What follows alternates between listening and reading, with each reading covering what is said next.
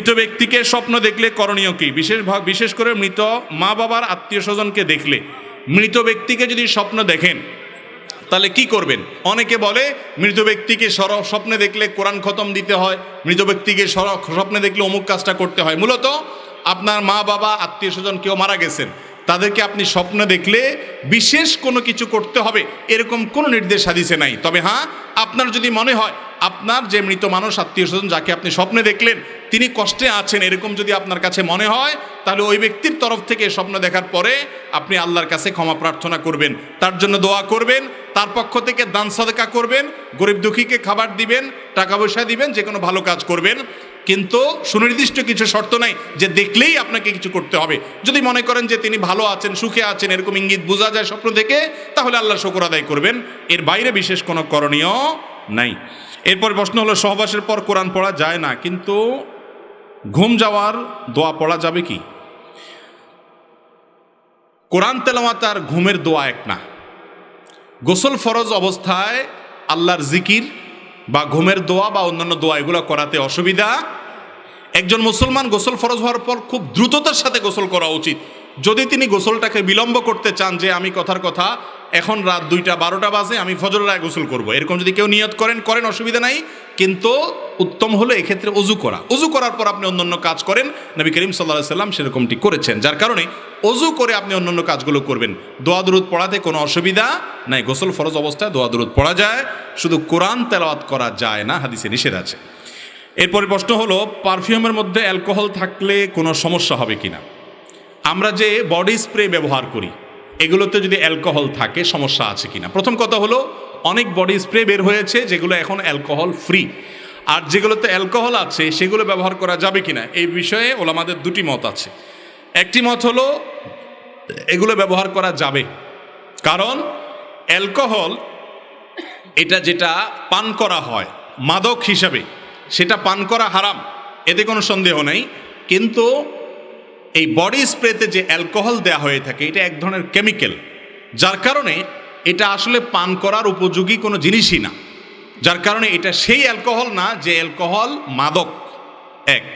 দ্বিতীয়ত হলো, মাদক যেটা সেটা পান করা হারাম, কিন্তু সেটা যে নাপাক এমনটি সম্পর্কে অনেক ওলামার কিছু দ্বিমত আছে। তারা বলেন যে হারাম হলেই যে সব কিছু নাপাক হবে এমনটি না। তার দলিল, সাহাবীদের উপর যখন মদ হারাম করে দেয়া হয়েছে হাদিস থেকে জানা যায় মদের ভাড় এবং ওই যে মটকা সহকারে তারা ধরে রাস্তায় ফেলে দিয়েছেন।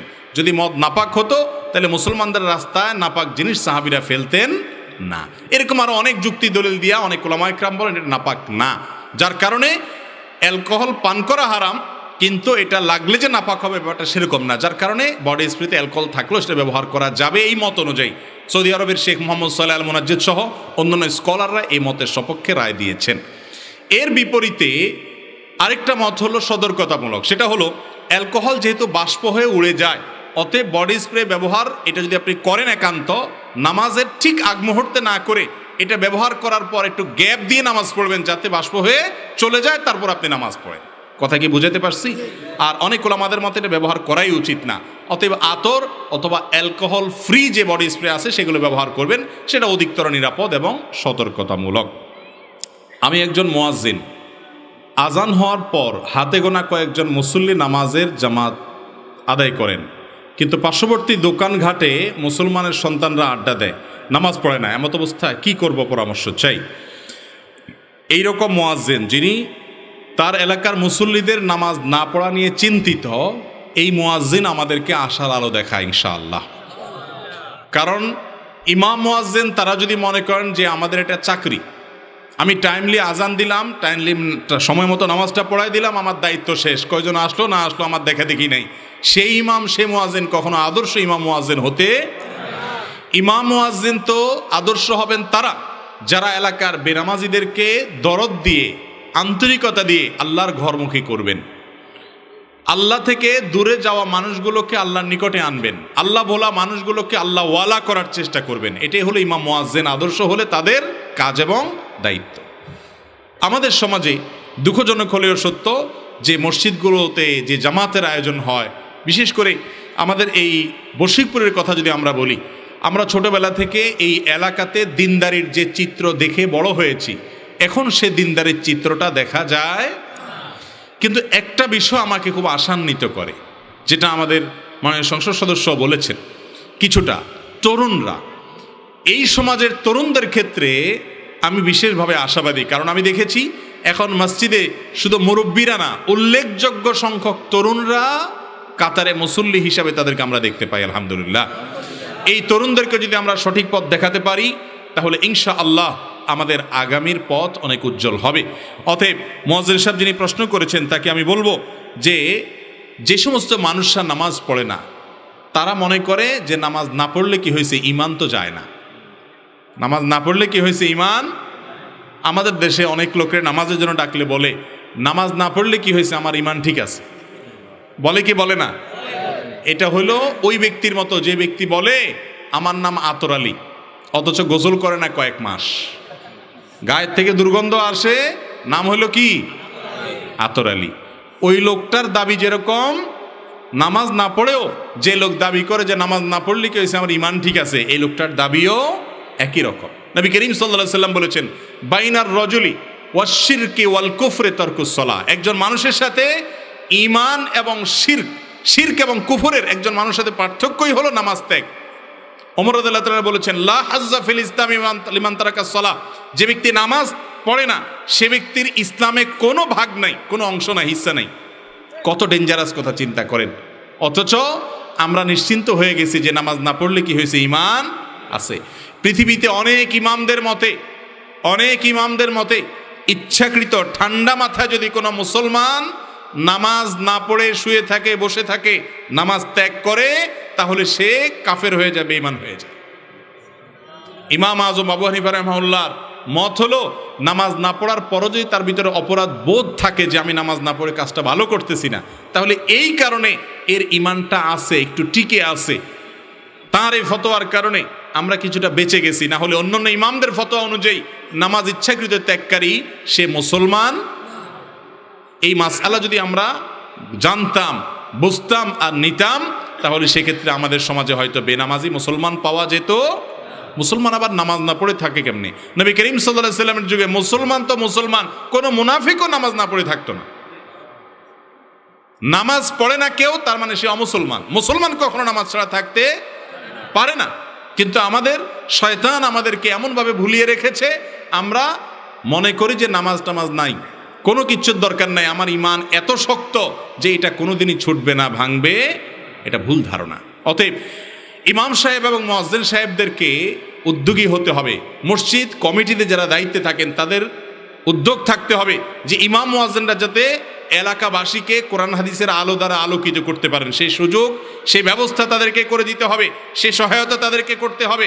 মসজিদ কমিটির কাজ শুধুমাত্র মসজিদের স্ট্রাকচারাল বাহ্যিক উন্নতি করা নয়, বরং মসজিদের মূল উদ্দেশ্য হলো সমাজকে আলোকিত করা। সে আলো যাতে হয় সেজন্য সব ধরনের সহায়তা ইমাম সাহেবদেরকে করতে হবে, এবং সেরকম ইমাম নিয়োগ দিতে হবে, সেরকম মুয়াজ্জিন নিয়োগ দিতে হবে, যিনি এটাকে শুধু পেট পালার মাধ্যম করেন নাই, বরং তিনি এটাকে দিন প্রচারের একটা উসিলা, একটা মাধ্যম, একটা প্ল্যাটফর্ম হিসাবে ব্যবহার করে গোটা সমাজকে আলোকিত করার চেষ্টা করেন। আল্লাহ তাআলা আমাদের সমাজে এরকম ইমাম মুয়াজ্জিন দিয়ে ভরিয়ে দেখ, যারা সমাজকে নিয়ে ভাবে, সমাজের মানুষকে সুন্দরের পথে আহ্বান করে। এরপরে প্রশ্ন হলো, প্রতিদিন রুটিন করে এশা এবং ফজরের পর মাইকে কোরআন তেলাওয়াত করা যাবে কিনা?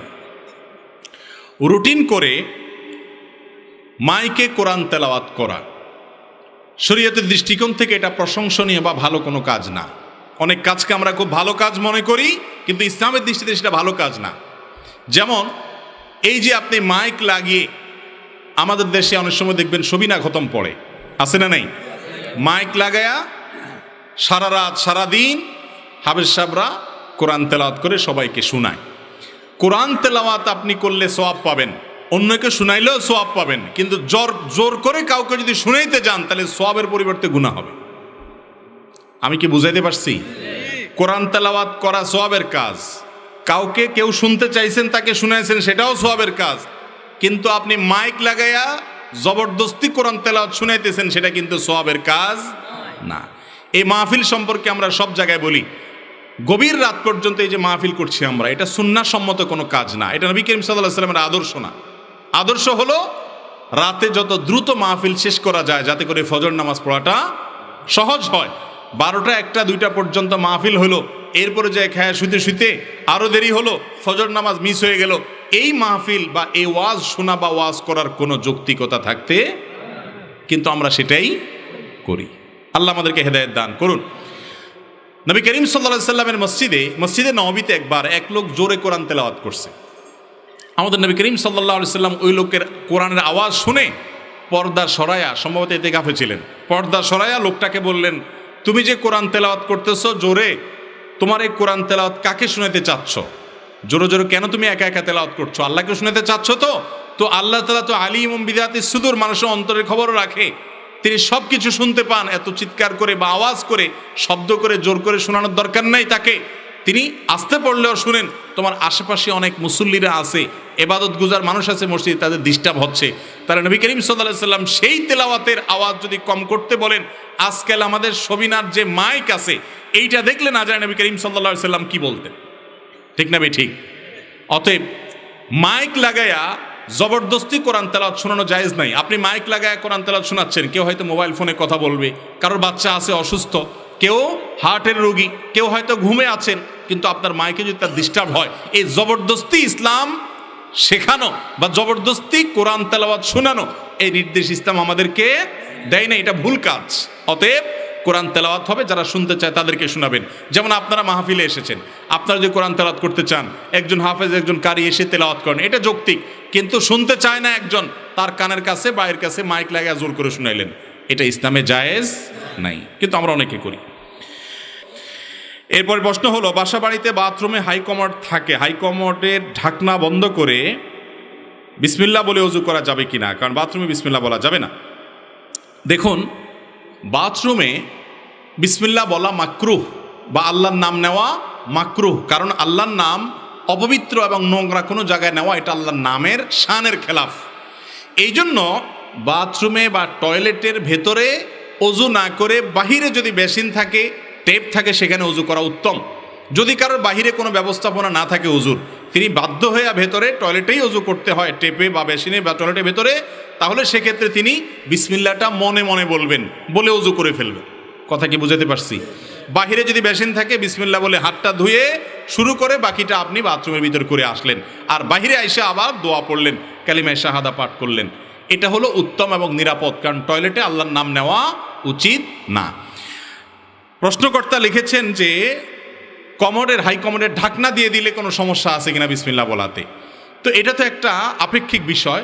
আপাত দৃষ্টিতে মনে হচ্ছে যে ঢাকনা দেয়াতে তো ময়লা ঢাকা পড়ে গেছে, যার কারণে বিসমিল্লাহ বলা যায়, কিন্তু ঢাকনা দেওয়ার পরও সেটা টয়লেটের জায়গা, টয়লেট ঢাকনা দিলে যে সে টয়লেট না তা তো আর হয় না। একটা উত্তম পদ্ধতি হলো, অনেক ওলামা ইকরাম পরামর্শ দিয়েছেন যে অনেকের বড় টয়লেট থাকলে বিশেষ করে সুযোগ থাকে, কমোডের যে কমোড বা প্যান যেটা থাকে এটার সাথে আপনার টেপের মাঝখানে আড়াল দেওয়া।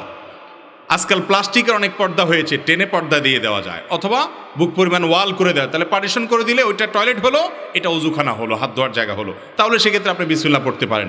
আর এত যদি অসুবিধা হয় তাহলে বাইরে ওযু করেন, অথবা বিসমিল্লাহটা বাইরে করেন। আর ভিতরেও যদি করতে চান ওযু হবে, কিন্তু বিসমিল্লাহটা মনে মনে করবেন। মুখেও যদি বিসমিল্লাহ বলেন তাতে ওযু হয়ে যাবে, কিন্তু কাজটা অনুত্তম হলো। এটাকে আবার মানুষ এত হার্ডলি নেয় যে বাথরুমে তাহলে ওযু করলে ওযুই হবে না, ওযু হবে না, ব্যাপারটা সেরকম না। বাকি আল্লাহর নামটা সেখানে নেওয়াটা অনুচিত, অনুত্তম কাজ, জাস্ট এইটুকু। প্রশ্ন হলো, টাকনুর উপরে প্যান্ট গুছিয়ে রেখে নামাজ পড়লে নামাজ নাকি হবে না, এবার ইসলাম কি বলে? টাকনুর উপরে প্যান্ট গুটিয়ে রাখলে নামাজ হবে না, এরকম দু একজন বলেছেন, আমি শুনেছি। খুবই দুঃখজনক, এটা খুবই দুঃখজনক মাসালা, কারণ এটা সঠিক কথা না। নামাজ কেন হবে না?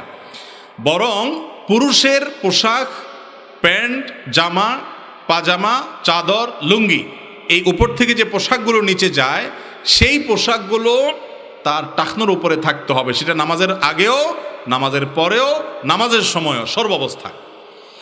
একটি হাদিস আছে আবু দাউদে, যে কোনো ব্যক্তি যদি টাকনুর নিচে পোশাক পরে তাকে বলা হয় মুসবিল। হাদিসের ভাষায় মুসবিল ব্যক্তির ইবাদত কবুল হবে না। এই জন্য অনেক উলামা ইকরাম নামাজের আগে এটা গোটায় নিতে পারেন। অনেক মসজিদের ইমাম সাহেবরা ঘোষণা দেন যে যাদের নামাজ টাকনুর নিচে প্যান্ট আছে তারা উঠায় নেন, বলে কি বলে না? তো এটা আসলে নামাজের সাথে কোনো রিলেটেড না, বরং একজন পুরুষ তার টাকনুর উপরে প্যান্ট পোশাক এটা নামাজের বাইরে অন্যান্য সময়ও তাকে পড়তে হবে। একজন মানুষ অন্যান্য সময় গুনাহে লিপ্ত হয়, নামাজের সময় ওই যে আবু দাউদ বর্ণিত হাদিসটা, ওটা সনদের ভিতরে কিছুটা আপত্তি আছে, দুর্বলতা আছে। তো ওই হাদিসের ভিত্তিতে বা যে কারণে হোক যে নামাজের সময়ও আল্লাহ নাফরমানি করবো, এই জন্য সে যদি প্যান্ট গোটায় ওইটা নিষেধ না। সৌদি আরবের সর্বোচ্চ উলামা পরিষদ, ফতোয়া বিষয়ক স্থায়ী কমিটির ফতোয়া, এই সবগুলোকে একত্র করলে দেখা যায় যে ওনারাও স্পষ্ট এই ধরনের প্রশ্নের উত্তরে অনুমতি দিয়েছেন যে নামাজের মধ্যে কারোর টাকনুর নিচে যদি প্যান্ট যায়, সেটাকে যদি সে গোছায় নেয় যে আমি নামাজের মধ্যে হারামে লিপ্ত থাকবো না, তাহলে এটাতে দোষের কিছু নাই, বরং এটা ভালো। কিন্তু এই ভালো কাজটা আরো ভালো হবে যদি নামাজের পরেও তিনি এইভাবে থাকেন। কথা কি বুঝাতে পারছি? এখানে একটা সূক্ষ্ম ঝামেলা আছে, সেটা হলো যারা বলছেন নামাজ হবে না, ওইটার আরেকটা ভিত্তি আছে। ভিত্তিটা হলো নবী করিম সাল্লাল্লাহু আলাইহি সাল্লাম জামার, হাতা ইত্যাদি গোটায় নামাজ পড়তে নিষেধ করছেন।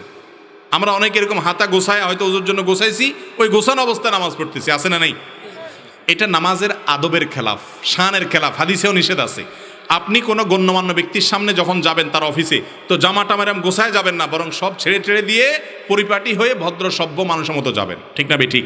তো আল্লাহর সামনে দাঁড়ানোর আগে আল্লাহ কোরআনে বলেছেন, ইয়া বানি আদম খুযু যিনাতাকুম ইনদা কুল্লি মসজিদ, প্রত্যেক নামাজের সময় সুন্দর পোশাক আশাক এবং পরিপাটি হও যতটুকু তোমার সাধ্যে আছে এর মধ্যে থেকে। অতএব নামাজের মধ্যে এরকম জামার হাতা টাতা এগুলা গোছায় রেখে নামাজ পড়া উচিত না, মাকরুহ। তো এই জন্য ওই প্যান্ট গোছানোটাকে অনেকে ওইটার সাথে মিলায়, ওইটার এটা এক না। কারণ প্যান্ট গোছানোটা তো ওই টাকনুর নিচে যে হারাম হচ্ছে, সে হারাম থেকে বাঁচার জন্য, বিধায় সেই গোছানোটা দোষের না। দোষের হলো শুধু নামাজের সময় গোছাইলেন, অন্য সময় আবার টেনে দিলেন, এটা হলো দোষের। কথা কি বুঝাতে পারছি? এরপর প্রশ্ন হলো, নিজেকে রাসূল সাল্লাল্লাহু আলাইহি সাল্লামের গোলাম দাবি করা যাবে কি না? আমাদের সমাজে অনেক লোক আছে নিজেকে বলে আমি রাসূলের গোলাম। গোলাম শব্দ, এটার আরবি একটা অর্থ আছে, আর ফার্সি উর্দুতে এটার আরেকটা ব্যবহার আছে। সাধারণত আরবিতে গোলাম বলা হয় বালককে, বাচ্চাকে, শিশুকে বলা হয় গোলাম। আর ফার্সিতে, উর্দুতে বা আমাদের বাংলা ভাষায়ও সচরাচর গোলাম বলতে বোঝানো হয় দাস। গোলাম বলতে বোঝানো হয় কি? তো আমরা তো আমাদের প্রিয় নবী সাল্লাল্লাহু আলাইহি সাল্লামের বালক, শিশু বা তার বাচ্চাও না, আর তার সে অর্থে দাস বলতে যেটা বোঝানো হয় তার দাসও। আমরা কার দাস? স্বয়ং আমাদের নবীজি সাল্লাল্লাহু আলাইহি সাল্লামও কার দাস? আল্লাহর দাস। অতএব ওই অর্থে আমরা মুসলমান কেউই নবী করিম সাল্লাল্লাহু আলাইহি সাল্লামের গোলাম না। কেউ যদি নবী করিম সাল্লাল্লাহু আলাইহি সাল্লামের গোলাম বলতে বোঝান যে আমি নবীর অনুসারী, আমি নবী সাল্লাল্লাহু আলাইহি সাল্লামের কথা মতো চলি, তার কথার বাইরে চলি না, এই অর্থে নিজেকে গোলাম বলতে চান, তাহলে সেটা হয়তো বলতে পারেন। কিন্তু এই অর্থে এরকম একেবারে বাছাই করে আপনার সকল আপনার যে অর্থগুলো আপত্তিকর সে অর্থগুলো থেকে বাঁচিয়ে এরকম অর্থ, রিজার্ভ অর্থ নিয়ে কেউ গোলাম বলে, এটা খুব জটিল এবং কঠিন বিষয়। এরকম দুষ্প্রাপ্য এরকম হওয়ার কথা না। এই জন্য মুসলমান আমরা সবাই আব্দুল্লাহ, আব্দুর রহমান, আমরা কেউ নবী করিম সাল্লাল্লাহু আলাইহি সাল্লামের গোলাম বা দাস নই, বিধায় এরকম রাখা উচিত না, এরকম নাম। এরপর প্রশ্ন হলো, আমার প্রতিবেশী সম্পর্কে জানতে চায় কেউ, তারপরে আমি আমার প্রতিবেশীর ভালো খারাপ উভয়টি বললাম, এতে করে কি আমি গীবতকারীর মধ্যে শামিল হব? না, গীবতকারী তো হবেনই না, বরং আপনি একজন ভালো মানুষ। কারণ আপনার কাছে যখন কেউ কারোর সম্পর্কে জানতে চাইবে, ধরেন কেউ মেয়ে দিবে, বিয়ে কারোর ছেলের সাথে আপনার কাছে এসে জিজ্ঞাসা করলেন, ভাই অমুকের ছেলে অমুকরে চিনেন? আপনি বললেন হ্যাঁ চিনি, আমার বাড়ির পাশেই তো তার বাড়ি। তো জিজ্ঞেস করলো মানুষটা কেমন? আপনার সাথে তার সম্পর্ক খুব ভালো, দরহম মরহম, দোস্তি আছে, বা আপনার ভাই বেরাদার লাগে। আপনি তখন সেই সুযোগে বললেন যে এই এলাকাতে তো এরকম ফেরেশতা ছেলে আরেকটা নেই, বা এরকম ফেরেশতা মেয়ে আরেকটা নাই। আসলে কিন্তু ডাহা মিথ্যা কথা। তাহলে এটা হলো আমানতের খেয়ানত করা। আপনার মিথ্যা কথার কারণে সে ব্যক্তি সেখানে আত্মীয়তা করে ধরা খাবে। তাহলে আপনার এই কথার কারণে লোকটা বিপদে পড়বে কি পড়বে না? এইসব জায়গায় তার যদি দোষ থাকে, সে দোষ বলাটা বরং দায়িত্ব। সে দোষ বলাটা বরং কি, ভাই তার এই গুণ আছে, এই দোষ আছে আমার জানা মতে, যেটা জানেন সেটা বলবেন। আবার দেখা যায় আমাদের দেশে যার সাথে সম্পর্ক ভালো নাই, তার কাছে যদি জিজ্ঞাসা করতে আসে, ওই বেচারা যদি সেই লোকের কাছে যায় পড়ে, তাহলে তো সে ধরা খাইছে, ঠিক না নাই? তখন বলে যে হায় হায় ভাই, আপনারা আর মানুষ খুঁজে পাইলেন না, এই জায়গায় আসছেন, এদের মতো অমানুষ তো আমাদের এই পুরা গ্রাম ইউনিয়নের মধ্যে আরেকটা নেই। তার নামে ডাহা মিথ্যা কথা বানায়া বলে সম্পর্কটা নষ্ট করে দেয়, আছে না নাই? এগুলো সবগুলো কবিরা গুনাহ, শাহাদাতুজ জুর, মিথ্যা সাক্ষ্য দেওয়া, এগুলা। বরং আপনার দায়িত্ব হলো যা বাস্তব সেটা বলে দেওয়া, এটা বলে দেওয়া বরং দায়িত্ব। এগুলা গীবত হবে না। একজন একজনকে টাকা হলাদ দিবে, আপনাকে জিজ্ঞাসা করছে ভাই লোকটার লেনদেন কেমন, আপনি যদি জানেন যে লোকটা টাকা নিয়ে ঘুরায় সবাইকে, তাহলে আপনি এই যে বেচারা টাকা হলাদ দিতে চাচ্ছে তাকে বলে দেওয়া যে ভাই লোকটার কিন্তু এই ক্যারেক্টার, এই চরিত্র আমার জানা আছে, এটা বলে দেওয়া বরং আপনার ইমানি দায়িত্ব। কথা কি বুঝাতে পারছি? এটা বললে কোনো গীবতের গুনাহ হবে না। এরপর প্রশ্ন হলো, ষাঁড়ের লড়াইয়ের খেলা ইসলামের দৃষ্টিতে জায়েজ আছে কি? ষাঁড়ের লড়াইয়ের খেলা আমাদের দেশে ষাঁড়ের লড়াই হয় অনেক এলাকাতে, চট্টগ্রামে কক্সবাজারের দিকে একটু বেশি হয়, অন্যান্য এলাকাতেও হতে পারে। ষাঁড়ের লড়াই সম্পর্কে আপনারা টুকটাক জানেন যে একটা গরুর সাথে অন্য গরুর লড়াই লাগাই দেওয়া হয়, লড়াই যাতে জমজমাট হয় সেজন্য লাল কাপড় দিয়ে আরও বিভিন্ন প্রক্রিয়া দিয়ে তাদেরকে নানাভাবে উত্তেজিত করে তোলা হয়, খেপিয়ে তোলা হয়, যাতে করে প্রতিপক্ষ ষাঁড়কে আক্রমণ করতে পারে। ষাঁড়ের লড়াইয়ে কি হয়, এক ষাঁড় অন্য ষাঁড়কে তার শিং দিয়ে আঘাত করে কখনো রক্তাক্ত করে, কখনো আহত করে, কখনো হয়তো মেরেও ফেলে। একটা ষাঁড়ের আঘাতে আরেকটা ষাঁড় রক্তাক্ত হচ্ছে, আঘাতপ্রাপ্ত হচ্ছে, হয়তো মৃত্যুর কোটে ঢলে পড়ছে, আর আমরা সেটা দেখে হাসি পাচ্ছি, হাসি এবং বিনোদন করছি, আমরা মজা নিচ্ছি, আমরা সেটাকে আপনার আনন্দের একটা উপলক্ষ বানিয়ে নিয়েছি। এটা কোনো সভ্য, এটা কোনো ভদ্র মানুষের কাজ হতে ইসলামী শরিয়ার দৃষ্টিকোণ থেকে এই খেলা হারাম, এই খেলা জায়েজ হওয়ার কোনো কারণ থাকতে। নবী করিম সাল্লাল্লাহু আলাইহি সাল্লাম বলেছেন, ইন্নাল্লাহা কাতাবাল ইহসান আলা কুল্লি শাই, মানুষ তো বটেই, আল্লাহ তাআলা অন্যান্য প্রাণীদের প্রতি পর্যন্ত ইহসান করা, অনুগ্রহ করাকে ফরজ করে দিয়েছে। অতএব কোনো পশু যদি তোমরা জবে করো, নবী করিম সাল্লাল্লাহু আলাইহি সাল্লাম বলেছেন সহিহ মুসলিমের হাদিস, তোমরা ভালো করে চাকুকে ধার দিবে, কারণ চাকু যদি ভালো করে ধার দেওয়া হয় তাহলে পশু খুব দ্রুততার সাথে জবে হয়ে যাবে। অযথা ধোঁতা ভোঁতা এবং কম ধারওয়ালা ছুরি দিয়ে চাকু দিয়ে তাকে জবে করলে বিনা কারণে তাকে অনেক সময় ধরে কষ্ট দেওয়া হবে। এই জায়গায় পর্যন্ত নবী করিম সাল্লাল্লাহু আলাইহি সাল্লাম তার প্রতি রহম করতে বলেছেন।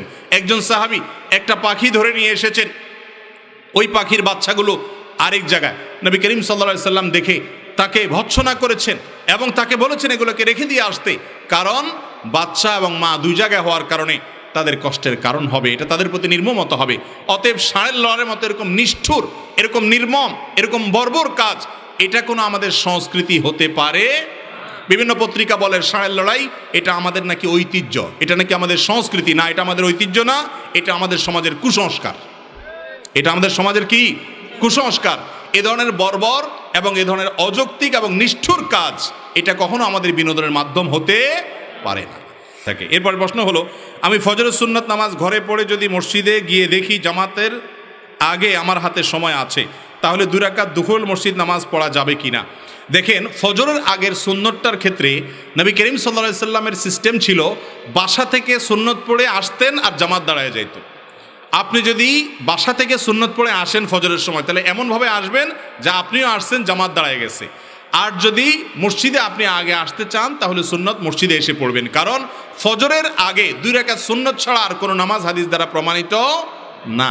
যার কারণে ওইভাবে আসবেন যে আপনি সুন্নত পড়ে আসছেন, এদিকে জামাতের টাইম হয়ে গেছে, হয়তো কয়েক সেকেন্ড বাকি আছে, আপনি অপেক্ষা করবেন, তারপর জামাতে শামিল হবে।